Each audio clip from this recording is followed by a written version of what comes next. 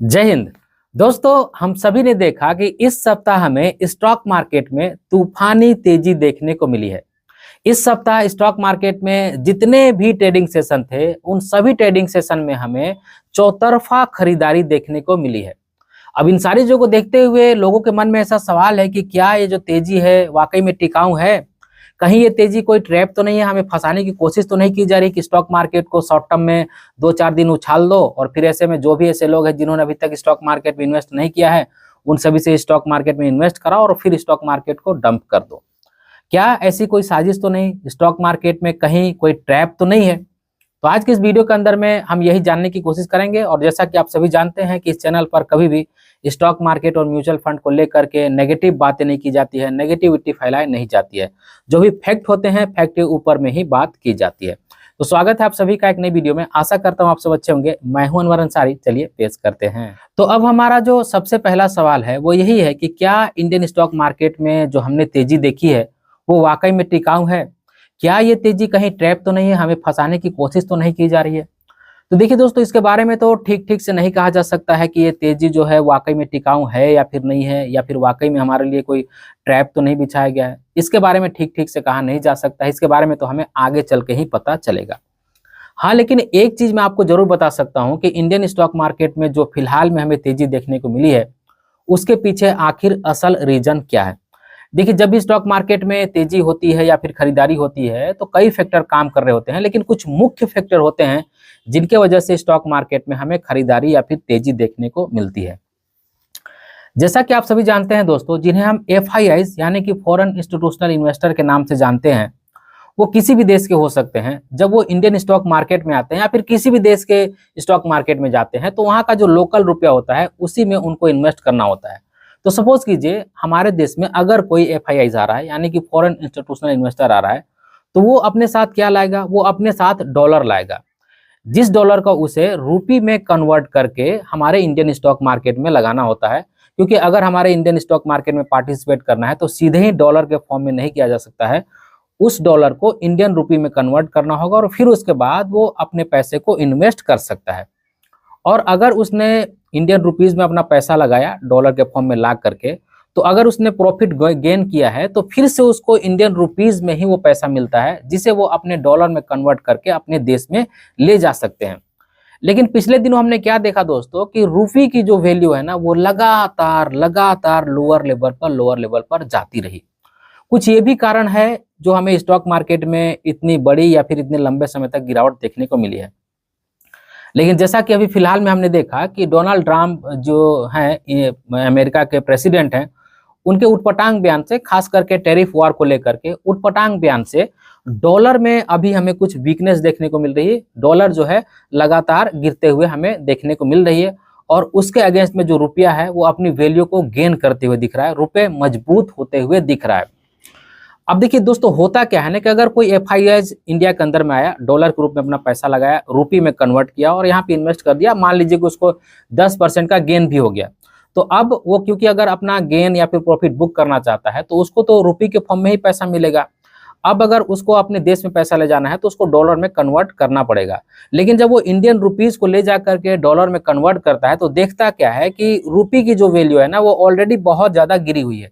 तो ऐसे में जो उसने इंडियन स्टॉक मार्केट में इन्वेस्ट करके अपना पैसा गेन किया या फिर जो भी प्रॉफिट किया, इसका कोई खास फायदा होता नहीं है क्योंकि रूपी की वैल्यू ऑलरेडी गिरी हुई है।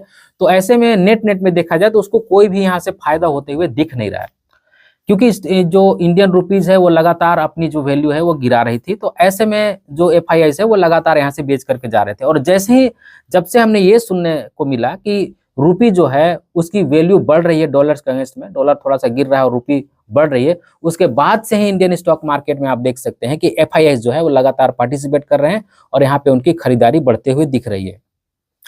अगर मैं बात करूं 2025 की, तो लास्ट ट्रेडिंग सेशन जिस दिन थी फ्राइडे को, उस दिन अगर मैं 2025 की बात करूं तो एफआईआई द्वारा सबसे बड़ी खरीदारी की गई है। आपके स्क्रीन पर यहाँ पे दिख रहा होगा। तो जब से रूपी मजबूत होने लगा है, डॉलर थोड़ा सा कमजोर होने लगा है, उसके बाद से ये जो एफआईआईज है वो हमारे देश में पार्टिसिपेट करने लगे हैं, इंडियन स्टॉक मार्केट में अपना पैसा लगाने लगे हैं। तो अब यहाँ पे ये देखना होगा कि ये जो रुपी है अपने वैल्यू को कब तक बरकरार रख पाती है या फिर डॉलर के अगेंस्ट में कैसे अपने वैल्यू को बढ़ाती है। अगर ऐसा लगातार होते रहा कि डॉलर के अगेंस्ट में जो रुपी है वो मजबूत होते रही या फिर अपनी वैल्यू को बरकरार रखती रही, तो मेरे ख्याल से जो FIIs है वो बने रहेंगे या फिर इंडियन स्टॉक मार्केट में पार्टिसिपेट करेंगे। और आप सभी जानते हैं जैसा कि हम DIIs हैं यानी कि डोमेस्टिक इंस्टीट्यूशनल इन्वेस्टर, जो म्यूचुअल फंड वगैरह वाले हो गए, उनको बोला जा सकता है। खैर, हम जब अपना पैसा म्यूचुअल फंड को देते हैं तो वो हमारा पैसा लगाते हैं, तो उनको DIIs बोला जाता है। तो आप तो ये देख ही रहे हैं कि DIIs लगातार अपना पैसा लगा रहे हैं, यानी कि हम अपना पैसा म्यूचुअल फंड के माध्यम से लगातार दे ही रहे हैं। ऐसे में अगर FIIs भी अपना पैसा लगाते हैं तो DIIs और FIIs दोनों अगर मिल करके स्टॉक मार्केट में पैसा लगाते हैं तो डेफिनेटली दोस्तों आगे भी चल करके स्टॉक मार्केट में हमें इसी तरह की सिचुएशन देखने को मिलेगी। तो अगर अब फिलहाल बात की जाए तो अभी जो सेंटीमेंटल हैं वो इंडियन स्टॉक मार्केट के फेवर में हमें देखने को मिल रहे हैं। इसी वजह से इंडियन स्टॉक मार्केट में हमें लगातार तेजी देखने को मिल रही है। और जो एक मुख्य फैक्टर है जिसके बारे में अभी इस वीडियो में मैंने जिक्र किया कि रुपी जो है वो डॉलर के अगेंस्ट में अपनी वैल्यू को बढ़ा रहा है और डॉलर अभी फिलहाल थोड़ा सा वीक होते हुए हमें दिखा है। कुछ इन्हीं कारणों से स्टॉक मार्केट में हमें चौतरफा खरीदारी इस हफ्ते के अंदर में देखने को मिली है।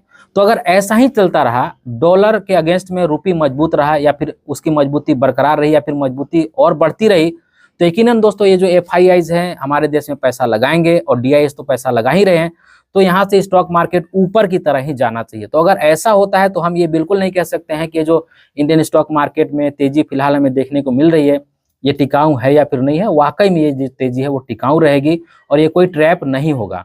तो अगर हमारी जो देश की रुपीज है उसकी वैल्यू बरकरार रहती है या फिर डॉलर्स के अगेंस्ट में थोड़ी सी मजबूत होती है, तो पूरे दुनिया के जो FIIs हैं, जो दूसरे देश के इन्वेस्टर हैं, वो हमारे देश में अपना पैसा लगाएंगे और उनको क्योंकि फायदा होगा और जब वो रुपी से डॉलर में अपना पैसा कन्वर्ट करेंगे तो अच्छी वैल्यू उनको मिलेगी, तो नो डाउट यहाँ पे वो पैसा लगाएंगे। तो ऐसे में अगर वो डॉलर के फॉर्म में अपना पैसा लगाते हैं, इंडियन स्टॉक मार्केट में अपना पैसा लगाते हैं, यहाँ से गेन भी कर लेते हैं, और क्योंकि हमारी रुपी गिर रही थी तो ऐसे में उनको कोई फायदा नहीं हो रहा था, तो वो आखिर पैसा क्यों लगाएंगे बताइए। तो सबसे बड़ा जो मुख्य फैक्टर मुझे फिलहाल देखने को मिल रहा है स्टॉक मार्केट को बढ़ने का या फिर तेज होने का, वो यही है कि इंडियन रुपीज जो है वो लगातार मजबूत होते हुए दिख रही है। और अगर ऐसा ही चलता रहा तो आगे आने वाले समय में भी हमें स्टॉक मार्केट में कुछ इसी तरह से मजबूती देखने को मिलेगी और लगातार चौतरफा खरीदारी देखने को मिलेगी। तो आज के इस वीडियो के अंदर में यही वो बातें थी दोस्तों, जिसको मैंने एक छोटी सी वीडियो के माध्यम से आप सभी के बीच में चर्चा किया कि इंडियन स्टॉक मार्केट में जो फिलहाल हमें तेजी देखने को मिल रही है वो वाकई में टिकाऊ है या फिर नहीं है और कहीं कोई ट्रैप तो नहीं है। तो मैं उम्मीद करता हूँ कि आपको इसके बारे में पता चल गया होगा। तो आज की इस वीडियो में बस इतना ही। उम्मीद करता हूँ आज की वीडियो आप सभी को अच्छी लगी होगी। अगर आज की वीडियो आप सभी को अच्छी लगी है तो इस वीडियो को एक लाइक जरूर कर दीजिएगा और इसी तरह की वीडियो देखने के लिए चैनल को सब्सक्राइब कर लीजिएगा और इस वीडियो को अपने फ्रेंड और फैमिली के बीच जरूर शेयर कीजिएगा ताकि वो भी अवेयर हो जाए। इस वीडियो के आखिर में बस मैं आपसे इतना ही कहना चाहता हूँ कि अपना और अपने फैमिली का बहुत ख्याल रखिएगा। मैं मिलूंगा अच्छी तरह के किसी और वीडियो में, तब तक के लिए बाय।